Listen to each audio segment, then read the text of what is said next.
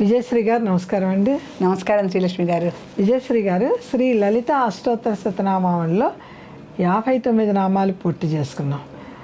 అమ్మవారు నిద్ర కూడా ఒక కరుణా కటాక్షంతోనే మనకిస్తుంది అని భావన వచ్చిందండి. భావన కాదు, ఆమె ఇస్తుంది నిద్ర కూడా. అది ఒక వరమే, అది నగ్న సత్యం. నగ్న సత్యం ఒక వరమే.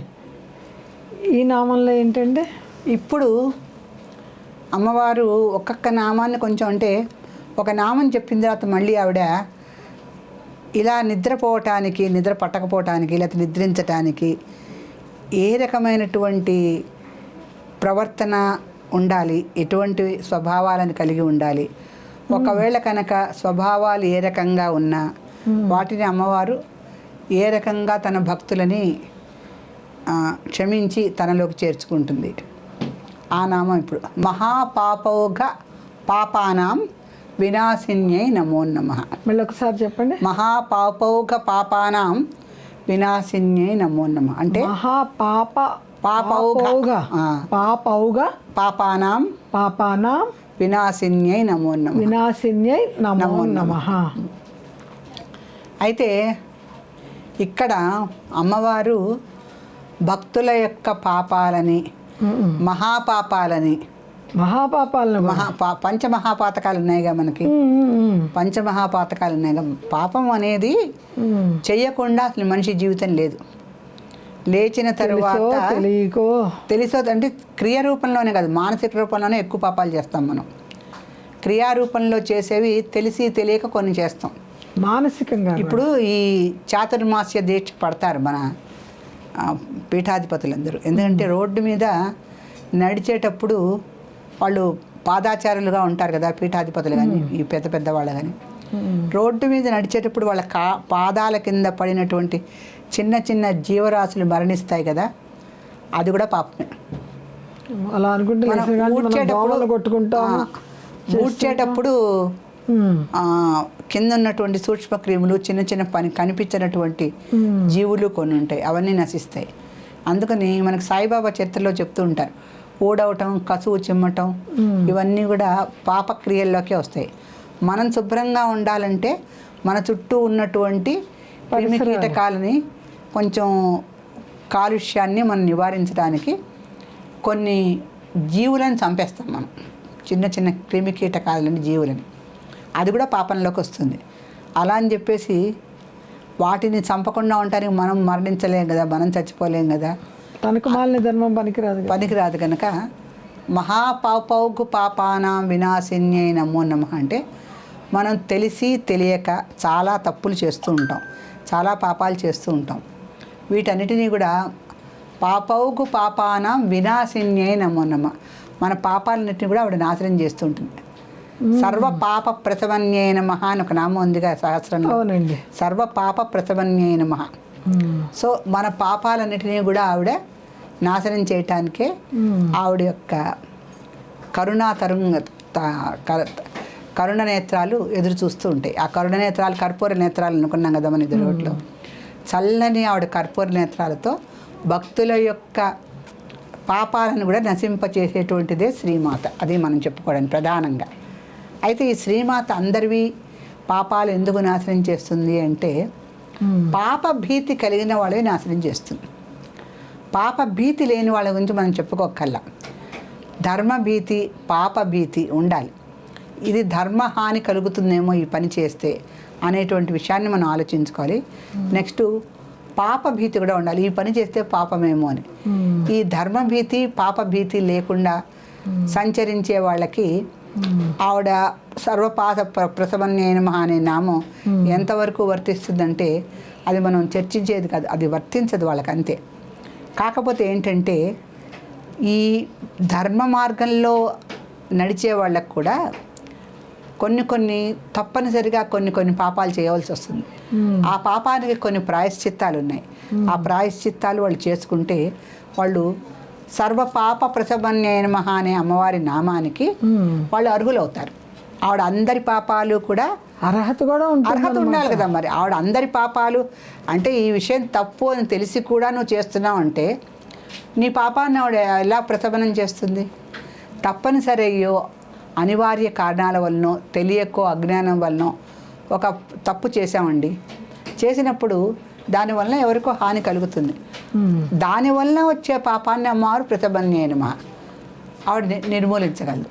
కానీ తెలిసి పాపం అని తెలిసి కూడా చేస్తుంటే ఆవిడ దానికి పాపాలని ఆవిడ ప్రతిబనం చేస్తుందని నేనైతే అనుకోను.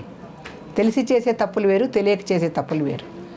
ఇంకొకటి ఏంటంటే మనకి పంచమహాపాతకాలని 5 ఉన్నాయి. అవునండి. గోహత్య, శిశుహత్య, పశుహత్య, స్త్రీ హత్య, బ్రహ్మహత్య.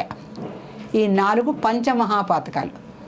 శిశుహత్య అంటే ఇప్పుడు మనకి అబార్షన్స్ చేస్తున్నారు కదా, అది కడుపులో ఉన్నప్పుడే. స్త్రీ హత్యలు సరే తెలిసిందే. గోహత్యలు సరే చాలా కామన్ అయిపోయినాయి. గోహత్యలు, శిశుహత్య, పశుహత్య. పశువులు వేరు, గోవులు వేరు. గోవుల్ని మనం పశువులు అన్నాం, గోమాత అంటాం. గోమాత అంట. మీ దాంట్లో వివేకానందుడిని ఎవరో అడిగారు, మీ దాంట్లో పశువుని పూజిస్తారు ఏంటంటే, మేము పశువుల్ని పూజించాం, మాతల్నే పూజిస్తాం అన్నట. మరి వాట్ ఈస్ దిస్ కవ్ అంటే, దిస్ కవ్ ఈజ్ గోమాత ఇన్ అవర్ కల్చర్ అన్నట్టు ఆయన. సో పశువులు వేరు, గోమాతలు వేరు. అవి పశువు అనం మనం దాన్ని. అందుకని గోహత్య, పశుహత్య వేరు వేరు. పశువుల్ని కూడా హత్య చేయకూడదు. గోహత్య అసలే చేయకూడదు. శిశు హత్య చేయకూడదు. స్త్రీ హత్య చేయకూడదు. బ్రహ్మహత్య కూడా చేయకూడదు. బ్రహ్మ అంటే బ్రహ్మదేవుడు అనే కాదు, బ్రహ్మత్వం పొందిన వాళ్ళందరికీ కూడా. అంటే ఎవరైతే బ్రహ్మకర్మలు చేస్తారో వాళ్ళని బ్రాహ్మణులు అనేవారు ఇదివరకు రోజుల్లో. బ్రాహ్మణుడు అంటే కులం కాదు. జన్మనే జాయతే శూద్ర. అందరూ పుట్టుకతో శూద్రులుగానే పుడతారు. కర్మణ్యేవ బభూవ బ్రాహ్మణ. కర్మ చేత వాడు బ్రాహ్మణుడు అవుతాడు. ఇప్పుడు విశ్వామిత్రుడు ఉన్నాడు, ఆయన బ్రాహ్మణుడు కాదు, క్షత్రియుడు. శ్రీరాముడు ఉన్నాడు, ఆయన బ్రాహ్మణుడు కాదు, క్షత్రియుడు. వీళ్ళందరూ కూడా బ్రహ్మ కన్నా కూడా ఉన్నత స్థితికి ఎలా వెళ్ళగలిగారంటే కర్మణ్యేవ బభూవ.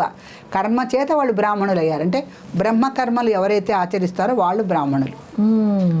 ఇంకొక పురాణం ప్రకారం బ్రహ్మముఖం నుంచి వచ్చిన వాళ్ళు బ్రాహ్మణులు, ఏదో ఊరువుల నుంచి వచ్చిన వాళ్ళు వైశ్యులు, పాదాల నుంచి వచ్చిన వాళ్ళు శూద్రులు, బాహువుల నుంచి వచ్చిన వాళ్ళు క్షత్రియులు, ఇలా చెప్తారు. అంటే పురాణం అనేది ఒక సమాజానికి, అప్పుడున్న సమాజాన్ని ఏ రకంగా అభివృద్ధి చెందాలి, ఏ విధంగా వాటికి ఉపకరించేలా చేయాలని దానికి రకరకాల కథలు ఉంటాయి. ఆ పురాణం ఆ కాలానికి దానికి సంబంధించినదిగా ఉంటుంది. ఈ కులమత వ్యవస్థలు, ఇతరమైనటువంటి రిజర్వేషన్స్ వచ్చినప్పుడు మనం కులాల గురించి మాట్లాడే బ్రాహ్మణులు అంటే ఎవరు అని చెప్తే అది ఎంతవరకు సమాజానికి సమంజసంగా ఉంటుందో. కానీ బ్రహ్మకర్మలు ఎవరు ఆచరిస్తారో వాళ్ళు బ్రాహ్మణులనే చెప్పుకోవాలి మనం. ఇక్కడ బ్రహ్మహత్య అంటే నిజంగా చతుర్ముఖ బ్రహ్మను ఎవరు హత్య చేయగలుగుతారో ఆయన ఎవరికి కనిపిస్తాడు. బ్రహ్మకర్మలు ఆచరించేటువంటి అంటే ఇప్పుడు ఋషులు ఒక చెట్టు కింద కూర్చొని తపస్సు చేసుకుంటే ఎంతమంది రాజులు వధించలేదు వాళ్ళండి. రాజుని నేను వస్తే నువ్వు లేచి నాకు నమస్కారం పెట్టవని అహంకరించి, అది బ్రహ్మహత్య పాపమేగా. సో బ్రహ్మహత్య పాపము, శిశుహత్య, పశుహత్య, గోహత్య ఇవన్నీ కూడా పంచమహాపాతకాలు కనుక మహాపాపౌఘు పాపానాం వినాశిన్యై నమో నమః అంటే పంచమహాపాతకాల దగ్గర నుంచి మామూలు చిన్న చిన్న పాపాల వరకు అమ్మవారు తన భక్తుల్ని పూర్తిగా ఆ పాపాల నుంచి విముక్తుల్ని చేసి రక్షిస్తుంది. ఎందుకంటే ఆ జన్మకృత పాపానం ప్రాయశ్చిత్త దినే దినే మనం తీర్థం తీసినప్పుడు అకాల మృత్యుహరణం సర్వవ్యాధి నివారణ సమస్త పాపక్షయకరం అని ఆ దేవుడి పేరు చెప్పాను. శ్రీమాత పాదోదకము, శ్రీ శివ పాదోదకమనో ఏదో తీసుకుంటాం మనం. ఆ రకంగా మనము పాపాలు చేసినప్పటికీ కూడా ఆ పాపాలకు ప్రాయశ్చిత్త మంత్రాన్ని చెప్పుకుంటూ అమ్మవారి కరుణకి ప్రీతిపాత్రలం అవటానికి ఆవిడ మహాపాపౌఘు పాపానం వినాశిన్యై నమో నమః కనుక మన పాపాలని ఆవిడ పూర్తిగా పటాపంచలు చేస్తున్న నమ్మకంతో అమ్మవారి యొక్క కరుణకి మనం పూర్తిగా పాత్రలం అవటానికి ఆవిడ నిరంతరం శ్రీమాత్రే నమః అని జపం చేసుకోవడం ఒక్కటే సాధనం అండి. ఈ నామంలో ఆవిడ చెప్పేది ఏంటంటే పాపాలన్నిటినీ నేను నాశనం చేస్తా, సర్వ పాప ప్రసభన్యై నమః అనే నామం ఉంది కనుక ఆవిడే స్పష్టంగా చెప్తోంది. సర్వ వ్యాధి నివారిణ్యై నమః, సర్వ రోగహార చక్ర స్వామిన్యై నమః. ఇన్ని నామాలతో మనకి హామీ ఇస్తోంది అమ్మవారు. మీ రోగాలన్నీ నేనే హరిస్తా, మీ పాపాలన్నీ నేనే ప్రసవింపజేస్తాను. అందుకని మీరు చక్కగా ధర్మభీతితో, పాపభీతితో, ఒక శుచిశుభ్రతలతో, నియమనిష్టలతో జీవితం గడపండి చాలు. అక్కడికి నేను మిమ్మల్ని రక్షిస్తాను అని చెప్తాను. శ్రీమాత్రే నమః. శ్రీమాత్రే నమః.